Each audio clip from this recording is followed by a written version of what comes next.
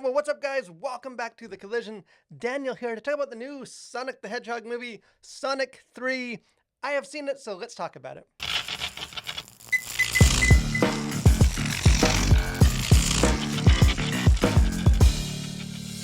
As we all know, the Sonic the Hedgehog video games are just all about speed, so it does seem fitting that really only 4 years after the first movie adaptation in 2020, the series has already become a trilogy with an additional spin-off miniseries added on top just for good measure. But while the Sonic film franchise has gotten off to a very quick start, it has taken it some time just to find its proper footing. First, there was the infamous post-production redesign of Sonic's appearance following the completely warranted fan backlash from, the first trailers. Then, after a somewhat mixed reception to the first film, the sequel did adjust its approach to, I think, better align with fan expectations. But now, with the third entry, the franchise finally appears to have found its stride. With a very breakneck pace and an increased focus on the animated characters, and just a surprising amount of earnestness and heart, Sonic 3 improves upon its predecessors really in every way and is easily the best of the series. And if you weren't around this channel when the first two films came out, kind of my personal biggest issue with those two films is that there were just simply too many superfluous human subplots, other than, I think, Jim Carrey's delightfully hammy turn as the villainous Dr. Robotnik. Really none of the human drama was at all compelling. And to me, the series is just at its best when it keeps the human drama to a minimum and instead centers on the relational dynamic between the animated characters. Sonic 2, I think, was a very vast improvement upon the first film, in large part because it did surround Sonic with other animated characters, with the introduction of Tails and Knuckles. And those two lovable sidekicks return, but Sonic 3 also just expands the animated cast even further, with the debut of Shadow, who's a fan favorite character teased at the end of the last film, who was voiced by Keanu Reeves, which, hey, never a bad thing. And I just think he's a great character who proved to be really a perfect complement to sort of Sonic and the existing characters. And as I already mentioned, kind of the one standout among the story's otherwise, dull human representatives is Jim Carrey, who once again delivers a very patented Jim Carrey performance. I think mileage may vary a bit depending on just sort of how much or how little sort of his comedic sensibilities align with your own personal taste, but he's just clearly having an absolute blast in this role. And one of this film's sort of big selling points is the fact that Carrey does double duty by also playing Dr. Robotnik's estranged grandfather, Gerald Robotnik. And I do think sort of that narrative decision definitely does probe the question of just how much over-the-top evil genius Jim Carrey antics is too much. But personally, I just found the dynamic between those two villains just consistently entertaining, and it does result in many of this film's best jokes. And as an adaptation of a video game known primarily for moving from point A to point B as fast as possible, audiences should obviously expect brisk pacing. Although one of my criticisms of Sonic 2 was that while it did capture the video game's non-stop frantic action, the story just felt to me oftentimes like it was just racing through a series of amusing but just largely unrelated and just inconsequential events. Where in contrast, Sonic 3, it does maintain sort of that pedal to the metal pacing, but it also just felt far more narratively and thematically cohesive. Yes, there's still some very outlandish interludes that are included simply for a laugh, such as a very elaborate Jim Carrey dance sequence, but the story just has a clear sense of progression that I did find lacking from the previous films. And helping to ground kind of the rapid fire action is also just an almost unexpected amount of just earnestness and heart.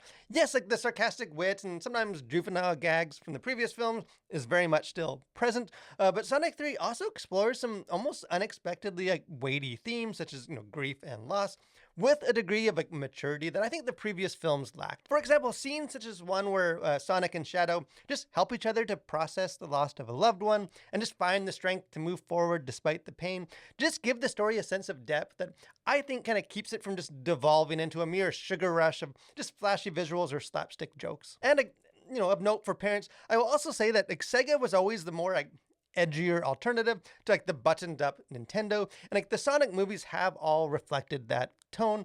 For example, in this film, there are a handful of just unnecessary profanities and some jokes that do, I think, toe the line with a bit of a sharper edge than some parents might expect or might want.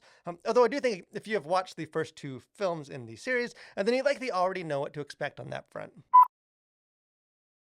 As far as content to consider, things going on the surface of this, there's not a whole lot, but there is some stuff just to take note. Like I said, for language, there are probably like 3 to 5, if not, a few more, like minor profanities, starting with the letters D and A and H, as well as a few other kind of rude words like crap or, insults, and at least like 2 or 3 kind of misuses of God's name. For violence, like in addition to just like the bloodless action between the animated characters, several humans do die in explosions, including one who is a child, although none of the deaths are depicted in any kind of like graphic way. As far as sexuality, just a couple things to take note of. Upon discovering, his grandfather, Dr. Robotnik does question who did what with whom.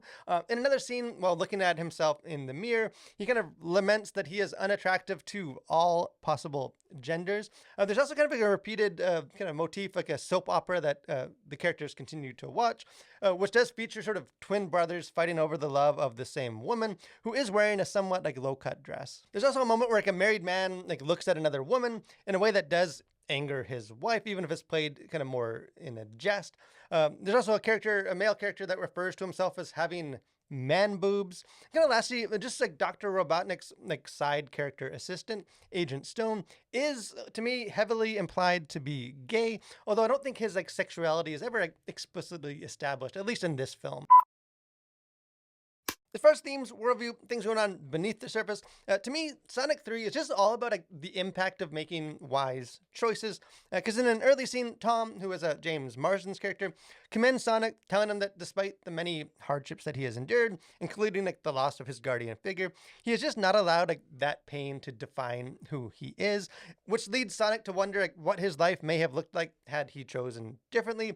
And he muses that he probably would have been a completely different Hedgehog. And if the name Shadow wasn't on the nose enough, sort of the hard scene cut to that character after Sonic makes that statement does leave little doubt about kind of the yin-yang connection between those two characters, because in many ways Shadow demonstrates what Sonic may have become had he not been surrounded by love and companionship, because he's a character that has just endured plenty of loss and betrayal, including the tragic death of really the only friend who ever seemed to truly love and care for him as a person, leaving his spirit just broken and without anyone around him to help carry that burden. And so he lashes out at the world in anger, really just driven by a desire for vengeance to hurt the people who have hurt him.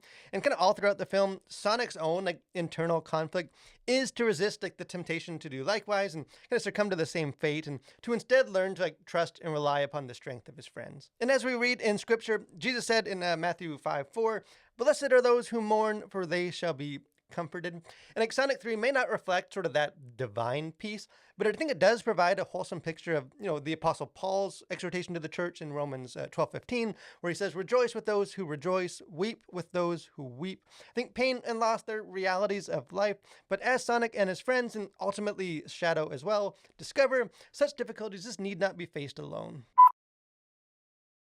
So, in the end, in an era of just endless sequels, the Sonic the Hedgehog franchise is a rare case where each subsequent film does improve upon the first. As someone personally without just, a whole bunch of knowledge about, the Sonic lore, I'm not really sure what unexplored storylines or characters remain for a potential Sonic 4, although a mid-credits scene does hint at what fans can expect. But I think unlike leaving the theater after those first 2 films, this is the first time that I've actually found myself interested in finding out. And as any runner knows, anyone can sprint fast off of the starting line, but races are won and lost based on the perseverance and just adjustments made along the way. Sonic the Hedgehog may have had a bit of a rocky start to his movie career, but like the talented blue hedgehog racer that he is, I think he's finally found his stride. But hey, we'd love to hear what you think. If you're a big Sonic fan growing up, or hey, you're taking your kids to this movie, don't be shy, jump into the comment section, let's have a conversation about it. Encourage you guys to, if you haven't done so, become a Collider, subscribe to the channel, got lots of other movie reviews, got our Faith and Pop Culture podcast, got interviews, just other fun stuff. Would love to have you be a part of that. But most of all, guys, thank you for watching. Stay safe, have a very Merry Christmas, and continue to collide through love for Christ.